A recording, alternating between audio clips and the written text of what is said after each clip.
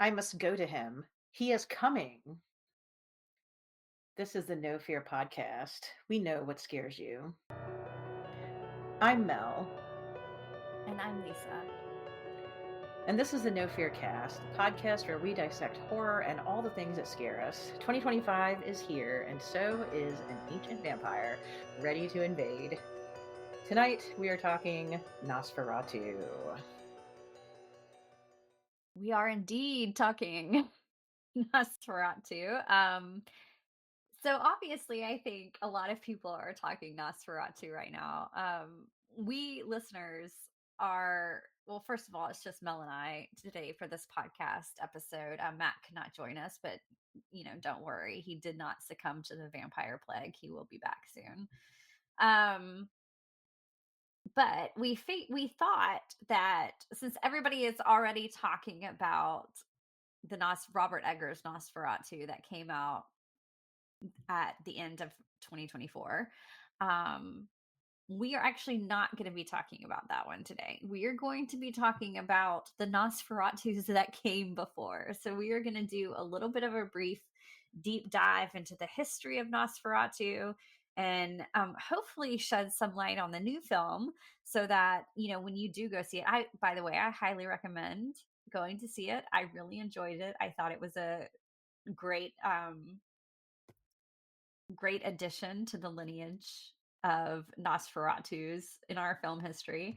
But yeah, we're going to be talking primarily about two different films. The 1922, of course, Nosferatu, that was the Murnau film. And we're also going to be talking about then a little bit the 1979 Herzog Nosferatu. Now, there were other entries kind of into this, but these are the two kind of mainstays that we're going to talk about. But before we do that, listeners, I am going to do a little bit of a deep dive into what was going on behind the scenes with the original Nosferatu with the 1922. And I'm using the words original in air quotes, but basically, I've heard this be called um, maybe the first fan fiction that was produced, or maybe the first cult film because of how it came about in the world. Um, and I would agree with those. I find this very fascinating. So, this is what we're going to talk about. Okay. So, 1922, Nosferatu, a Symphony of Horror. Now, this is a very well celebrated German silent film. It's in that kind of same um, German expressionist silent filmmaking that brought us things like The Cabinet of Dr. Caligari. So it's just it stands on its own, I think, as an art form, which we'll talk about. But what is really fascinating to me is that really Nosferatu is an adaptation of Bram Stoker's 1897 novel Dracula. And I bring this up because I have heard people say, why didn't he just call this Dracula? Or why did he, change when there's so many like one-to-one similarities in this book? Of course, you have Count Orlok, who's a stand-in for Dracula, Ellen and Mina. You have Hutter, who is Harker. Um, so, when we're talking about this, it's kind of like, well, why didn't he just acknowledge that he was making an adaptation of Dracula? Like, why is it so close to it? Well, here's the thing: he did know he was making an adaptation of Dracula when he made it. The problem is this was an unauthorized um, adaptation of it. So, a little bit of dates that I think are important.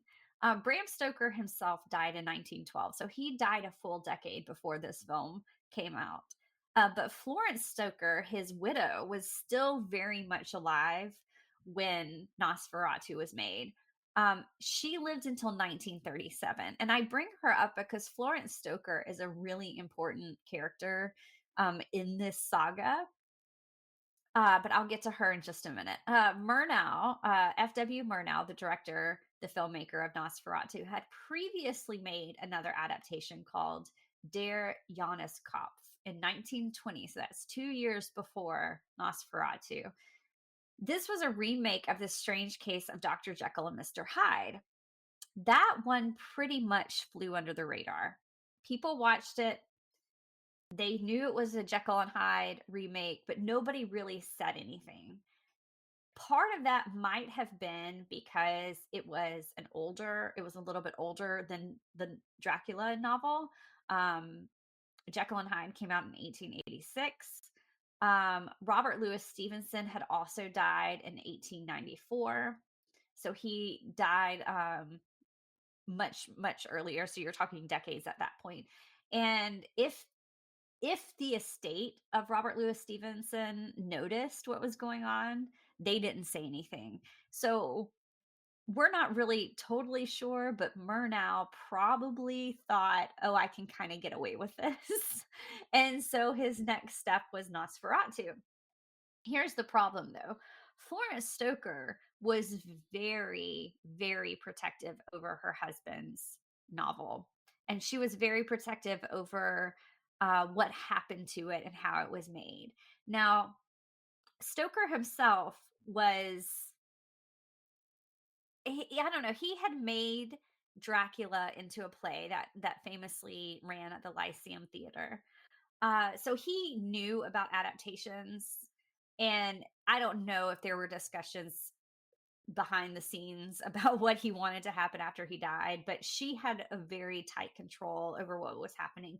She would go ahead and give people later permission to do it. There was a London stage production of it that she gave her blessing to. I'm not sure if there was money exchanged for that, but basically what we know is she heard about this Nosferatu film being made, and she heard that it was an adaptation of Dracula, and she said, over my dead body.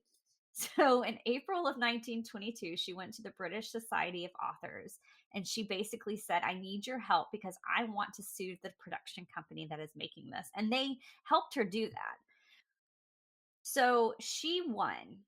And it took a while, it took a couple of years, but by July 1924, she had got a £5,000 payment um, for this. After that appeals went through, obviously the production company wasn't just going to let this drop. So they tried to appeal in court. It didn't work out. And basically, once all of that was dropped and they kind of said this is settled, she said, nope, you know what? I want every bit of this film to be destroyed. So she demanded that all copies and the original to be destroyed. But here's what happened. They never actually produced, like the company Prana never actually produced the original negatives because of course you can see the film now. And I don't know what excuse they really gave Florence. They said, here's everything, you can destroy it, but we don't have the original. And I think maybe they said it was lost, and maybe it was, but I highly doubt that because it would resurface later, but in the United States of America. So not too long, they kind of let the dust settle on all of this. And then they started running the film in America. Now there was a reason kind of behind this that I really find fascinating. Um, so part of what Florence Stoker was working under was something called a law called the 1899 Berne Convention for the Protection of Literary and Artistic Works. That was created so that authors and creators and artists would have like international protection and copyright against people like pirating their work and things like that. There's a whole thing with that too. It ended up changing like in the 80s, where they said, but basically when this protection law only worked practically, I should say, really in Europe. And so a German court kind of working with the British Society of Authors said, yeah, you're right. This does violate copyright. We can't do it. The problem is that over in the United States, we were working under a different copyright law. And I don't know why legally this Berne Convention wasn't recognized, but they basically said, if you want copyright, you have to file for copyright here. And Dracula was never filed under that like copyright. So the paperwork was never filed, whatever. Um, and so basically it went, some courts were looking at it and it was actually ruled. This is why I'm laughing here because I really do find this fascinating. That Dracula, Bram Stoker's original novel Dracula, has always been in the public domain here in America.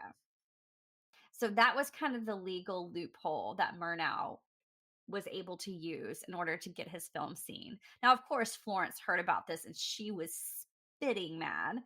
But everybody kind of calmed her down and told her not to worry about it because people had already seen the film and they were already starting to like it. And they were like, this is not going to like work out the way you hope it's going to. You're going to look like the villain if you try to like censor this film. And so she ended up letting it drop. I imagine she was not very happy about it though. So it was, I mean, it really was a long and kind of fascinating case of copyright that went on behind the scenes with this. But also because of Nosferatu, Dracula has been able to be adapted so much. So normally there's kind of a statute of limitations that runs out on copyright. That's why, for instance, we're seeing some things like when Great Gatsby entered the public domain, we started seeing a lot more adaptations of that.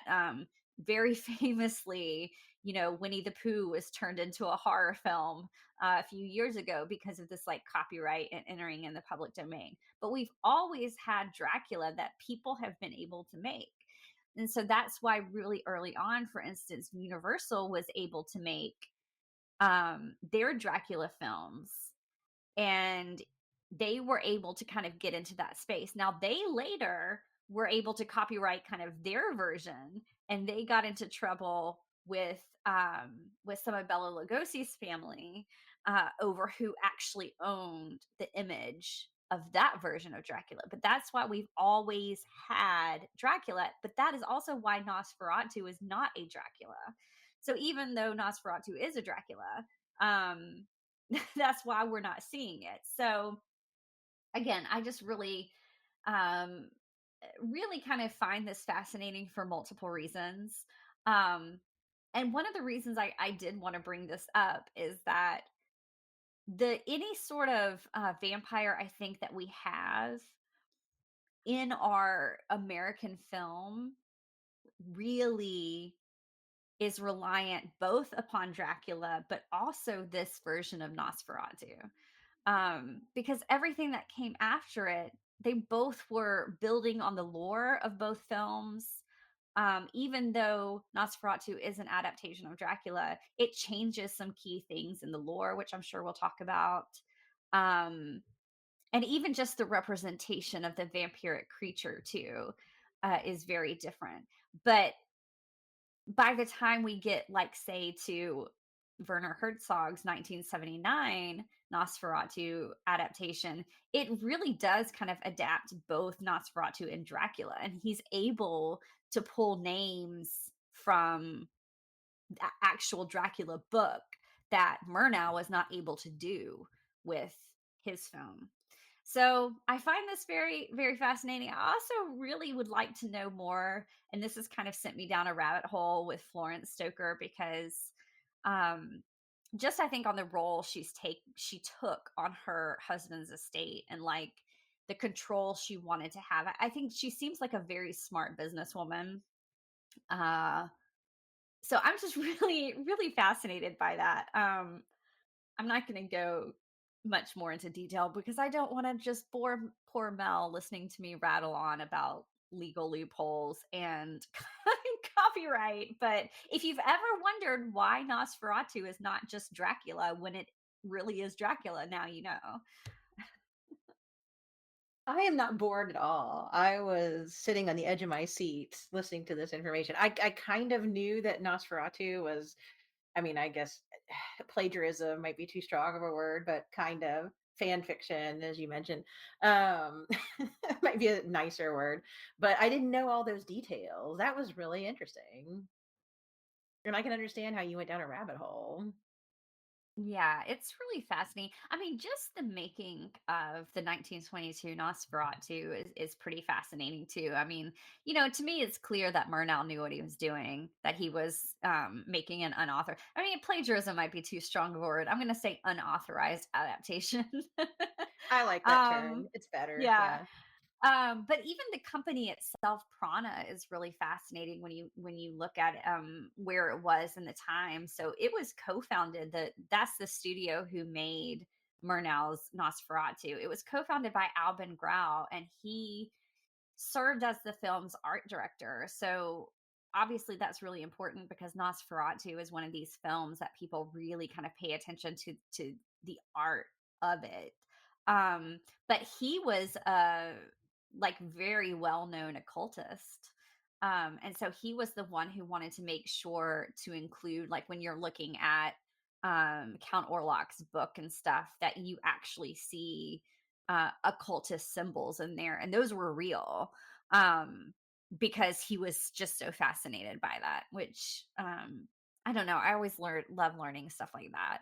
In the it was a very heavily researched film, as was the Robert Eggers version too, obviously. But yeah, I find it fascinating. I was going to ask you when I saw the part about the occult symbols, are those the symbols that are on the papers that they're reading in the movie? Is that where that appears? Yeah, the papers that Hutter, I almost said Harker, that Hutter um is signing. Yeah, those are the papers that have the occult symbols on them. I think some of them too were supposed to be like an angelic language. Um but it was different sorts of occult symbols that he worked into it.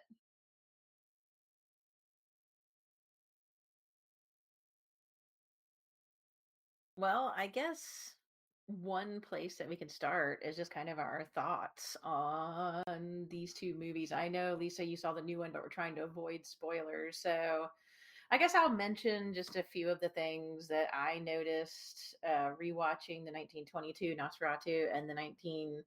Actually, I had not seen the 1979 Werner Herzog Nosferatu before, so that was my first time watching that one. But I can just talk about a few of like my impressions of it, and then we can kind of go from there. I'm assuming we're going to want to talk about the role of the Ellen Lucy character, and so I'll save that. Um, but as with the last viewing that I had of the 1922 Nosferatu, just like what you said, the artistic kind of setup of the scenes, of course, the famous shadow going up the stairs scene. Um, the kind of the tinting that was used in the original. I was watching a kind of, I guess we'd say like restored version. Um, but I think it definitely holds up in the setup of the scenes. The famous scene of Orlok coming into Hutter's room, and the door opens, and he's kind of in all his Orlokian glory there with the claws and the ears and these kind of reveals of the monster. I thought were really interesting. And of course, as you put in the doc, Orlok is shifted from the kind of, I guess you would say, like sophisticated count in Dracula to a kind of more monstrous, almost alien looking character with the ears and the kind of oval shaped head and the two fangs right in front and the claws. Um, and then another thing I thought of when I was watching both 1922 Nosferatu and Nosferatu 1979 was this ever present imagery of death. And there was almost like especially in the 1979 version, there was like a apocalyptic, almost like getting ready for a dystopia toward the end, because just so many people had died of the plague that you have that kind of almost dream-like scene of almost like inebriation where everything's like upside down, where Lucy has decided what she's going to do. to the count, and she's headed back to the house, and people, like the people that are left, are just outside walking around drinking, dancing. There's just livestock everywhere, stuff's on fire. They have no mayor, he's dead, the council's all dead. So just a complete dissolution of society. And in the 1922 Nosferatu, I mean, I think Murnau may have wanted to do that, but there's only so much you can do. But you head toward that with the rows of coffins being carried. So I mean, the idea is that when Orlok/Dracula comes, he brings all the rats, and then the plague spreads. And so there's this, just like in the original book, this connection between vampirism and disease, epidemic, plague. But of course, 1922, there's been a lot of death in the world because of war and also because of disease. If we think of different pandemics over the course of history. And so I also feel like watching this like post 2020 gives it another angle that it maybe didn't when I watched the 1922 Nosferatu before that, with the kind of the Trail of the Dead, which is in the 1979 movie. There's multiple scenes of just all these coffins being taken out of the town as everything starts to kind of fall apart. And I think, in some ways it works dramatically because the monster has entered the area and everything is falling apart in that way and things are topsy turvy.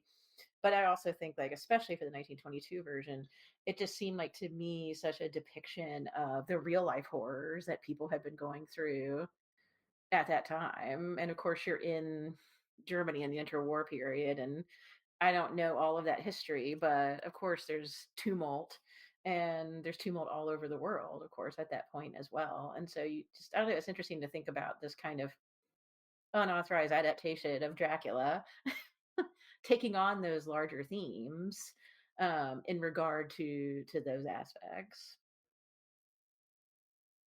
Yeah, I was thinking about that a lot too because it is, I think you're right. I think it's more exaggerated in the the 1979 Herzog version than it is in Murnau's.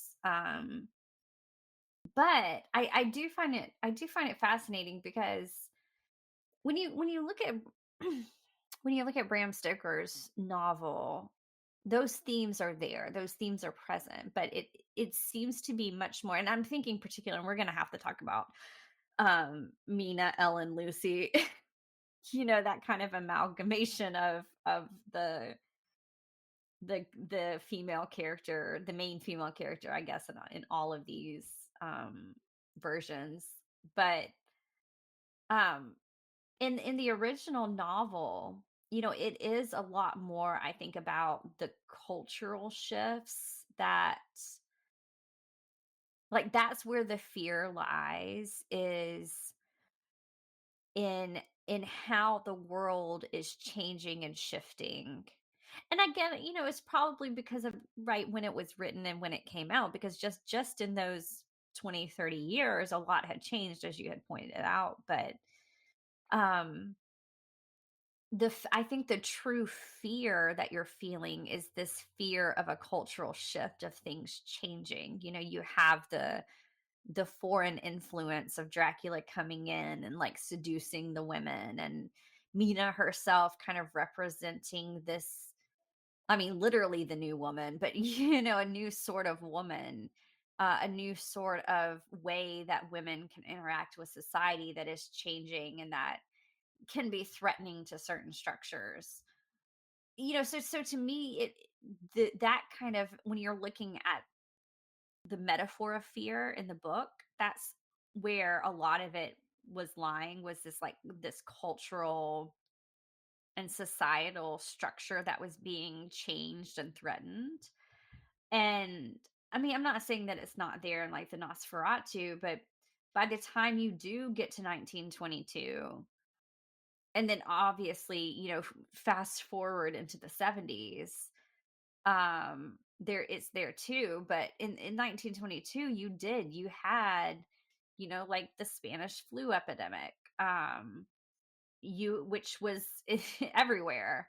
You had war, World War I raging. I mean, I think there was a different sort of underpinning when you're looking at the metaphor of fear in Nosferatu. And I do think that's one thing that Herzog did really well, is kind of pick up on what was in the original Nosferatu and, like, exaggerate it to the point where I think it does resonate more. And I think you're right. I think seeing it through our eyes now is it's definitely um I think it's definitely something we're more attuned to. Herzog's, by the way, I mean they both are. They're both stunning watches, but Herzog's, it the way it could present some of the death, even in the opening shots of the film when it's just kind of going over the, like, entombed, I guess it was like entombed bodies, but it was almost like a the way an artist would paint a landscape. And I don't know, it's just really fascinating. Yeah, the Herzog movie was just beautifully shot. I thought there were so many kind of lingering shots that I just remember now, and it would seem like these pauses wouldn't work in a film that's supposed to be scary, but I think it helped because you would move from these lingering shots. I'm thinking, for instance, of when he walks, all day long, it's getting dark, and he finally gets to the castle, but he's got to go up that, he's got to go up a ways. This is before he gets picked up, and uh, he, let's see, his name is actually Jonathan, I think, in the Herzog version. All the names are confusing, and you're looking at him just sitting there as the sun is setting, and then he turns his face and it follows what he's looking at, and it's the castle. And there's the moment, of course, when the count comes in behind Lucy while she's in the mirror, and you only see the shadow of the clawed figure and the door moving. You don't see him until he comes around her. And I thought that was that shot, the lingering shot of it. These they were still kind of terrifying because all of a sudden the scary action, the lunging of the monster, these sort of things would just come out of what was previously these kind of long, lingering, just watching Lucy look in the mirror, aghast that there is no reflection until literally he's like pops up right next to her. Um, yeah, I thought it was fascinating. Not just like the placing the characters in their setting, which I think Herzog did really well too with those shots, but also just like I never was like, "Oh, I'm looking at this too long," if that makes sense. Like the plot and the action would pick up, and it made perfect sense to me why he would do that. He was very much kind of situating us in these places so that when the horror happened, you really saw Jonathan's isolation when he has gone so far from England, how long it takes him to get back. You really understand Lucy's isolation as everybody in town is dying, and there's a lot of intense emotional reactions to things that are going on, from the Renfield character to who was taken up as not in the 1922 version, to the people at the end. So yeah, I thought that was interesting. And that's not to say that the 1922 version doesn't have those really interesting kind of lingering shots as well, because it does. But I feel like Herzog, I mean, at times I almost felt like I was like watching one of his later documentaries because of just the way that the camera kind of lovingly moved over over the scenery and what was happening. It did feel like that at times, didn't it? And I will say this, just as a little carrot to dangle, because I've seen, like I said, I've seen Egger's version. I'd like to see it again. Mel has not, and I really need Mel. I need you to watch this so that we can discuss it. But I will say this, that um, Egger's version, of course, um, pays homage to the 1922, but I would say it is almost even more influenced by the 1979 Herzog one than the 1922. Just even as you were describing how he lingers on, like, landscape and stuff, and that so much of that made its way in a really wonderful way into the Eggers film. So I don't know if that will entice you anymore, but um I want to talk a little bit about the different vampires as we see them, because I think that is one of the notable differences between Nosferatu and, like, the Dracula that we see in Bram Stoker. And when we see actual, like, Bram Stoker's Dracula later in, like, the 90s, Um, it's very those are very different from what we get, and even the Draculas we get in like Hammer or Universal.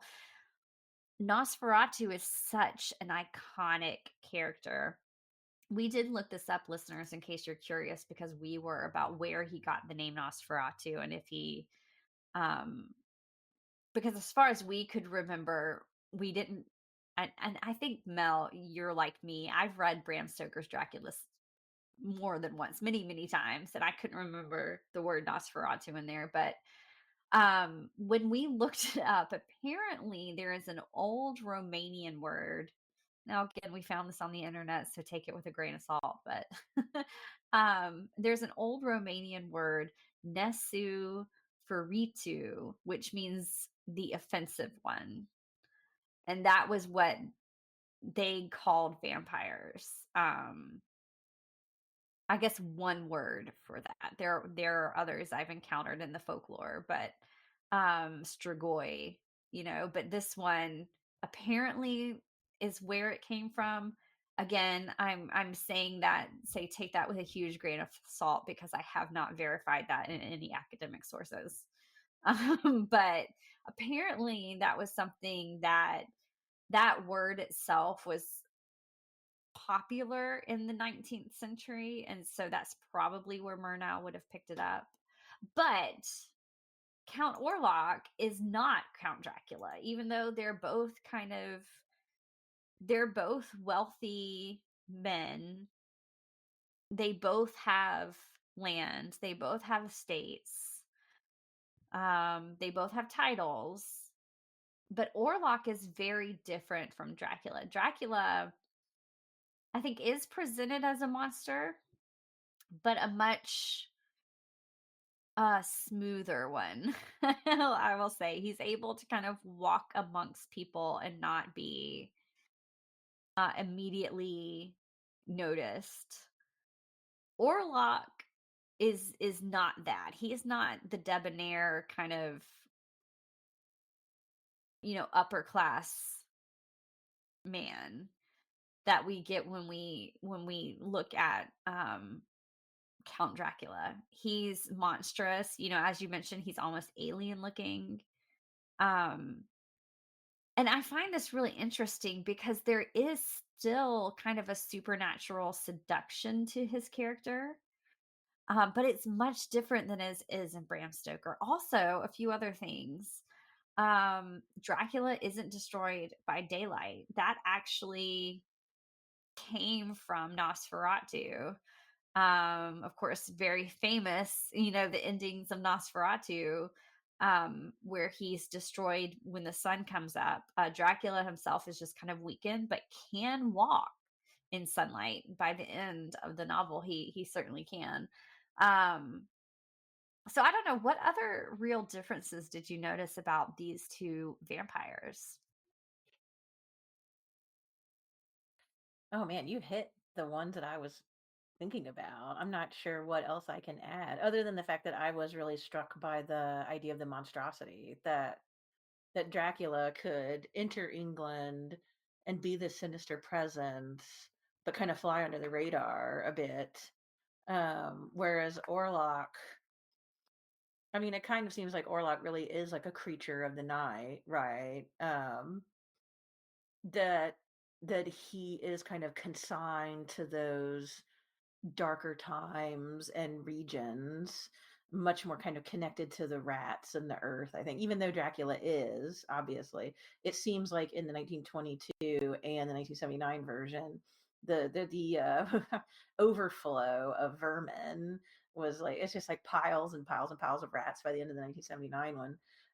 The imagery of the bat was used as well, in both of them. But yeah, there's this almost like naked need and monstrosity in Orlok and othering there. But like you said, there's still this like supernatural, almost like hypnotic power, or maybe just power in general that can seduce. And I think that's something we got to talk about. Is it's kind of shown that these women are sacrificing themselves in order to defeat him.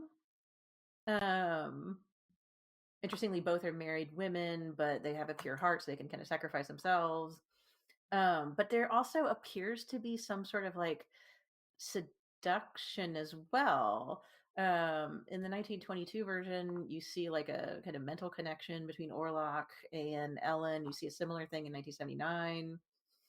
In 1979, there's a little bit more of a seduction, maybe on Ellen's part. I'm not sure, but it was interesting that the women in both the movies have an integral role in the end. I mean, Mina kind of has an integral role too, but doesn't actually like strike a killing blow. I guess I put it that way. But I don't know. I hope I'm not like going around in circles there because I mean, you definitely have some similarities to Dracula, like you said, with the class issues and things like that. Did you mention the idea of the shadow? Because I thought that was interesting and that the shadows were emphasized so much. It almost seemed like Nosferatu's shadow was could be an influence of some sort. And I didn't remember that in the original Dracula, but it's been a bit. It's been a minute since I read the original Dracula. Yeah. I had to look it up. I mean, Dracula has a shadow. I think at first I thought he didn't because I couldn't remember one. But I don't think it's as powerful as Orlocks, if that makes sense. Like there seems to be something supernatural going on um with that. And I mean, obviously it's exaggerated in the film in the 1922, especially that, like you said, the shadow going up the stairs is very famous. Well, there's also that like occult manual or whatever that Hutter Jonathan is given when he's traveling as a warning, like read this book and don't interact with this. And the women then take the book and become obsessed with it. Um, like it's, in the 1922, I mean, it was like she was reading, popular lit for pleasures, like something she shouldn't be reading. It's her guilty pleasure book, this occult book about vampires. But in both of those books, it talked about the power of the shadow and like to watch Yeah. out for it. So it was more in like what they talked about with it. But I do think, yeah, I mean, both directors emphasize the shadow. And in the 1979 version, the shadow is the menacing thing when the mirror scene happens, which I thought was interesting. It's not so much in the 1922 because you see Nosferatu in the mirror and the Yeah. shadow. Yeah. Which I think that is a departure because I do not think Dracula has the ability to have like a mirror reflection. No, I think So doesn't he sneaks up on Jonathan when he's shaving in that yeah, one moment in the original Dracula, which I guess they were yeah, mimicking with Lucy and yeah, Herzog. Yeah. yeah.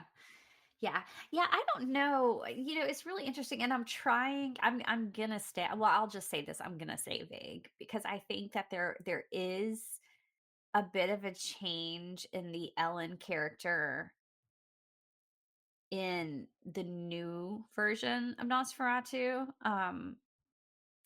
Not a huge change, but like her interaction and I was watching, it was there a little bit. I'm trying not to say too much. Well, in the Herzog version, she like when we first meet them, she is having like a nightmare. So it's almost like she like the connection she had with Orlok predates the film. So it was this kind of otherworldly connection that was just kind of like waiting. Um That and I don't know if this is just because it was a silent film, but I don't feel like was as drawn out in the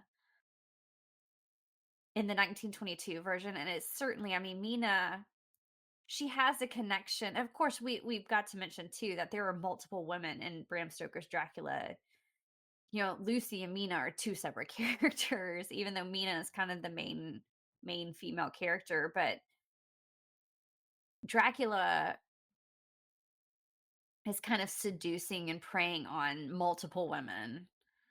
And of course, he has his like 3 weird women wives or whatever they're called in the in the book. I can't remember now. Um, so so I think you're right. I think Mina is kind of she's like this standout character that in that I don't know if she almost seems to have, like, more of an intellect in the way she's portrayed, Mina and her typewriter and all that, her newfangled typewriter, where she's that she has some sort of, like, connection to the intellectual world that draws Dracula, but that's also kind of what allows her to, like, overcome Dracula in a way, and the character then of Ellen, and later Lucy, and then Ellen again in all these adaptations. I don't know, there seems to be much more of, like, this supernatural connection that was just there, and this kind of idea that really she's the only one who can take him down. She's the only one, and it's almost like I don't know, I almost kind of feel like Orlok knows that too. Like, I don't know if I'm making sense, but I found that whole storyline very interesting, much almost more so. I don't know, it gave them a very, like, kind of fairy tale folklore aspect to their story and relationship. Well, the whether it's Ellen or Lucy, I think you're right. There is kind of like I don't know what the word is. Like this is more of a literary term, I guess. Anything else, almost like a death drive for Orlok. He he desires her, but yeah, I think you're right. There's almost like a tragic aspect to it that he almost kind of knows there's a danger, especially in the Herzog version. She seems to exercise a power over him because of what she's learned from the book. Though Ellen kind of does too in 1922.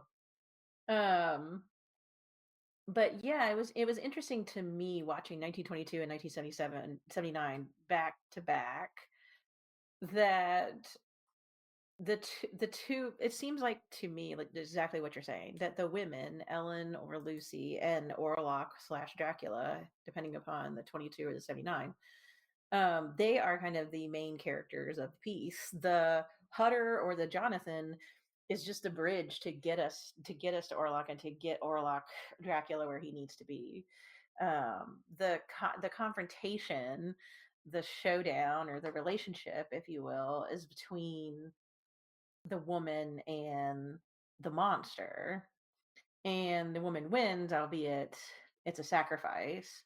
But I did think it was interesting that you pointed out the nightmares at the beginning of the 79. I got the same impression that there was some sort of connection between the two of them from the beginning because there's like the bat in the window. I think it's the first time that happens out of like twice. Um, in the 1922 version, if I'm remembering correctly, the connection begins once Hutter is under attack by the vampire, almost like it's her connection to Hutter that makes her Right. then become connected to Orlok. But in the 1979 version, I think you're right. There's something going on before he ever leaves. Right. Like, it felt more fated in the later one. In the 1922, it's kind of like if Hutter had never gone to Transylvania, then everything would have been okay, right? Like, Germany would have been fine, and Dracula would have or Orlok would have just left them alone. But in the 79 version, it felt like this had to happen this way. And it really didn't matter. I mean, yes, like Hutter Harker, he's Harker there. He's Jonathan and Lucy Harker, which I'm with you. These names. We go from Jonathan and Mina Harker to Hutter and Ellen to back to Jonathan, but this time with Lucy. It's it felt like this was the only way it could play out. Um, and that she had some sort of connection. That's why I said I think Eggers is a really interesting kind of third act when you look at these two right before it. It's really kind of fascinating. Really kind of fascinating. It's really cool to hear you say that because you're getting me more and more interested in this latest version. Yeah, I think it's worth watching. I really do. And I mean Eggers, yeah, and this may be a good place, I think, kind of like to end this episode, but like Eggers is so good at creating worlds that feel so full and real, and this one does. And just like The Witch, which was so heavily researched into like the time period and I mean down to like the littlest detail of like, what the houses would have looked like and the size of the doorways and to that sort of thing. It's This one was the same way. This one was so researched that even though there's a supernatural element to like give it an authenticity, um, which I think was really incredible to watch, and it was just beautiful, and like I said, I think it paid a lot of service to the 1922 and the 1979 versions, um, in a really, I think, kind of beautiful and stunning way, but he also knows horror, so, that was it was definitely scary in times, it was creepy in times, which I liked. So, yeah. Um, Fascinating. I'd be curious to know if Nosferatu, the film itself, was ever filed for copyright in the US. Maybe that's why we haven't gotten too many Nosferatu adaptations, but a lot of Dracula ones. All right, well, with that, I think I'm going to go ahead and say that we are at our end and we have talked about Nosferatu. The sun is metaphorically coming up on our podcast, and we are about to burst into flame. But if you want more of us, we are at No Fear Cast on Twitter and Instagram. We also have a Facebook page. Our email is nofearcast@gmail.com. If you love what we are doing, consider supporting us on Patreon. We have merchandise available at our website, nofearcast.com. Or, of course, you can simply rate and review us, which is entirely free, but it does help other listeners find us. The music is by Nicholas Gasparini. We'll be back in 2 weeks with a brand new episode.